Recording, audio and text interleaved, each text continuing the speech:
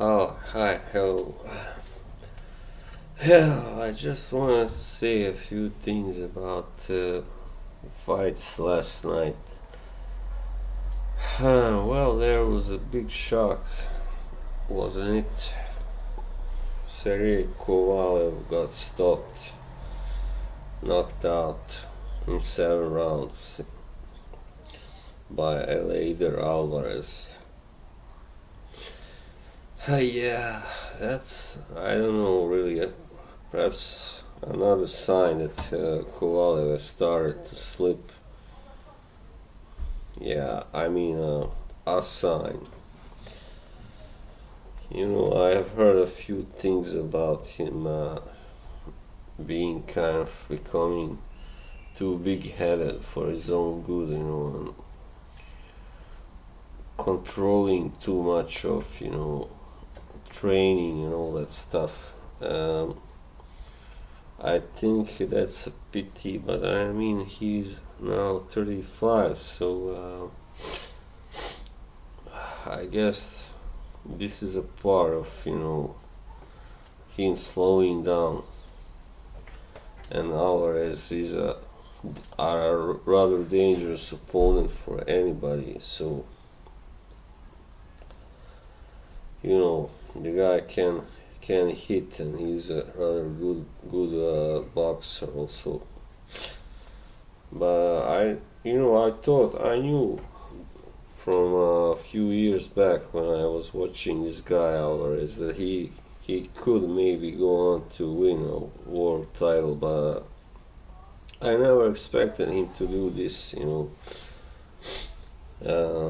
Not quite.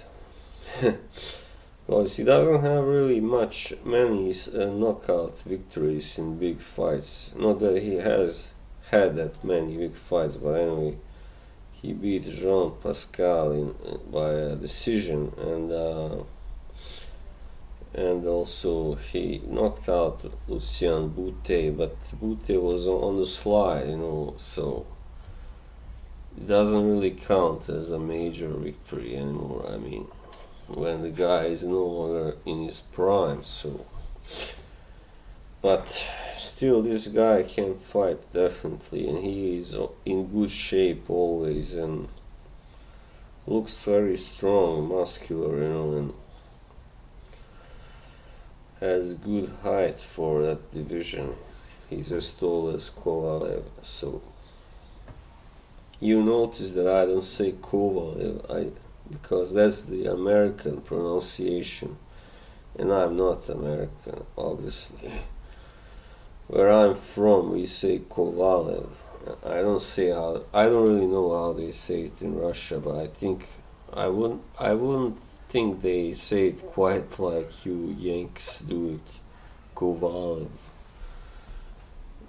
Anyway, the thing with Kovalev, first of all, he started to fight, as a pro rather late, and I believe he was like 27 or something like that, so 26, I don't know.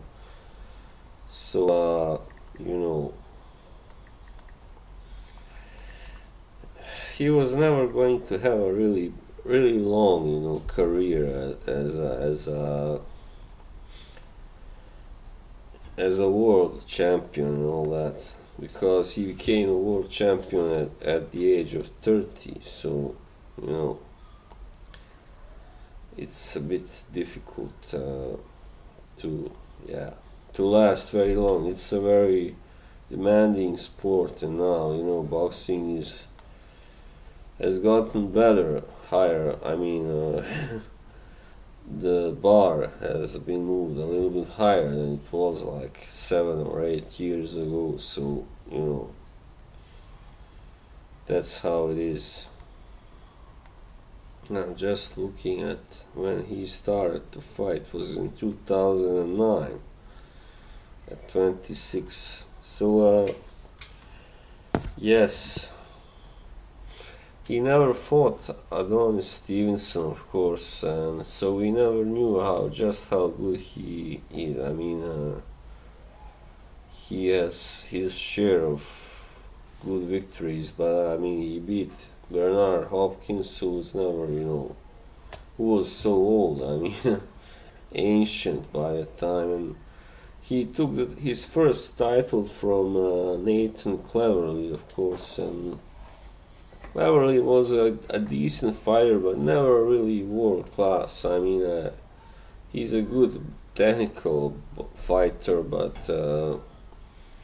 he was never really, really elite level. So, and I guess the first really good victory by Sergey Kovalev was against Jean Pascal. But even Pascal was no longer, at his best. So, but anyway, it was impressive. He stopped Pascal twice, so nobody else can claim that. So, this guy definitely can fight and always could, and really good. One of the best light heavyweights of the 21st century so far, definitely. But then when he lost to Ward, the first loss was of course very controversial. I mean, many people, including myself, had Kovalev winning. So, but the second loss was a bit different. I mean, he did. Of course, it was controversial because Ward landed so many low blows, and the fight ended after a series of low blows.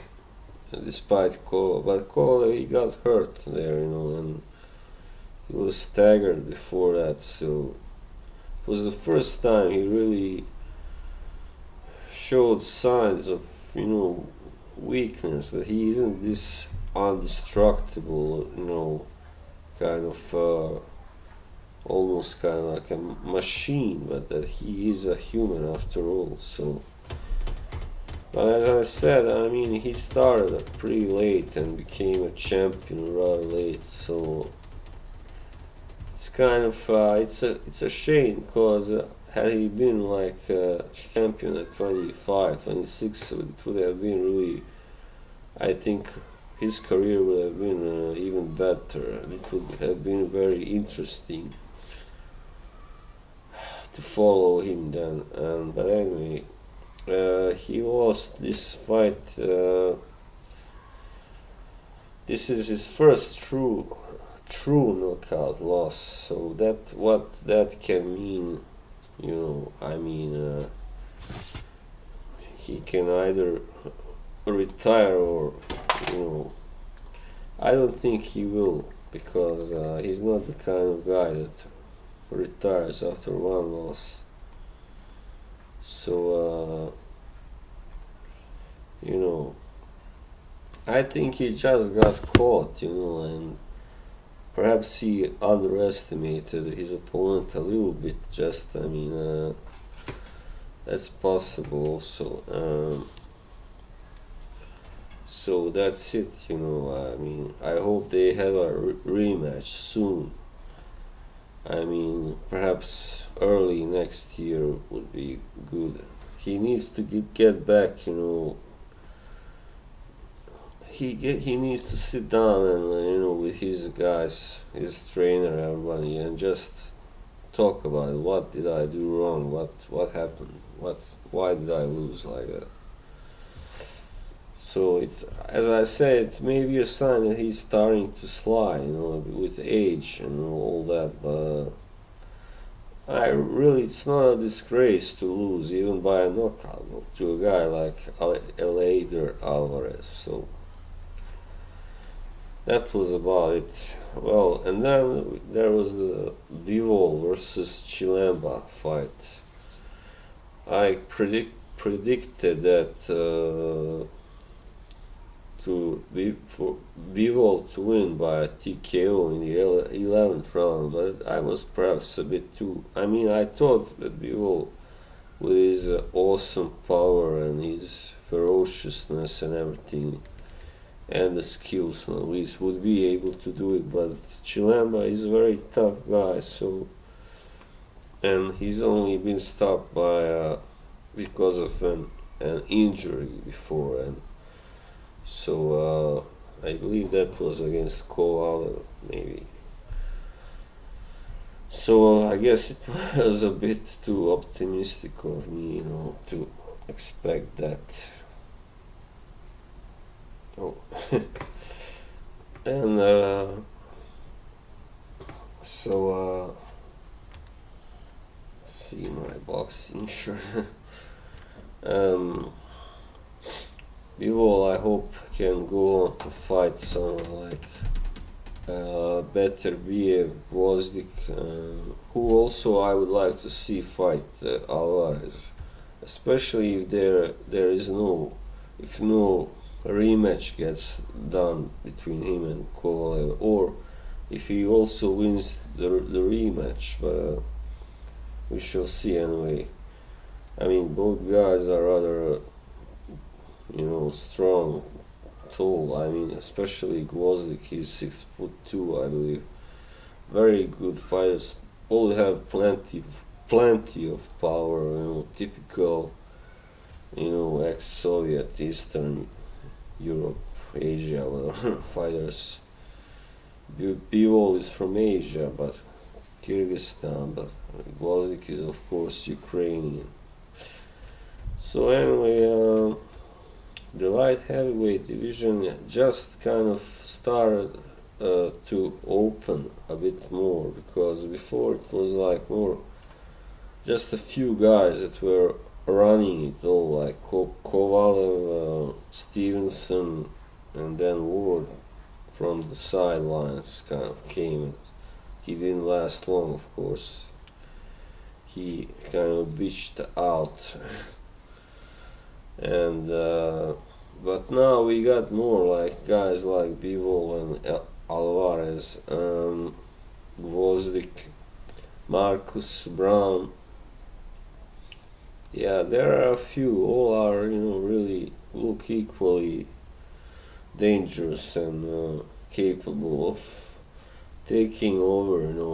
From, because Stevenson is of course 41 now. He will not last very long. Perhaps now it would be the time to make the fight between him and Kovalev. So yeah, and then the fight between Berto and Alexander. I predicted that Berto to win on points. I don't remember it was unanimous but it was a split decision. What kind of surprised me is that Alexander was the one who scored the only knockdown. I kind of thought that if anyone would turn out to do that, it would be Berto, because he's harder puncher and he's also more aggressive, but it was Alexander. But Berto won, so that was it. What else to say? Both guys are, pretty much done as serious contenders, so yeah. Especially Berto has had several quite devastating defeats and was stopped by Sean Porter, and before that Luis Soto Caras, and so yeah, not much future there. So yeah, but and then the last fight is that I want to say something about was Peter Quillin versus Julian Love.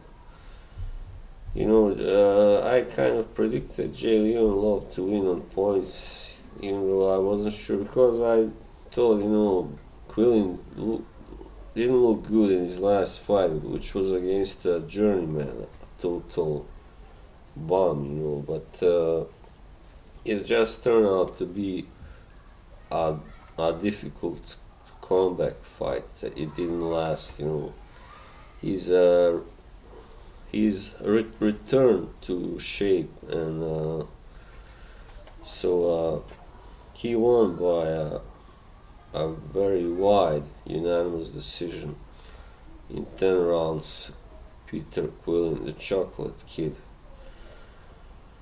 Of course, I don't see that. I mean, I would like to see him fight Jacobs again, and even fight Triple G, because he is one of the few top guys, former title holders, that Triple G didn't fight yet. So I would like to see that. Why not? And Julian Love, I just gave him a little bit too much credit, because he's turned out to be an overrated fighter. One of Mayweather's flops. Which you might add Jesse Vargas to the list also. Well, okay, so that was a rather interesting, not too interesting, rather interesting weekend of fights. So yeah, looking forward to another. Bye bye.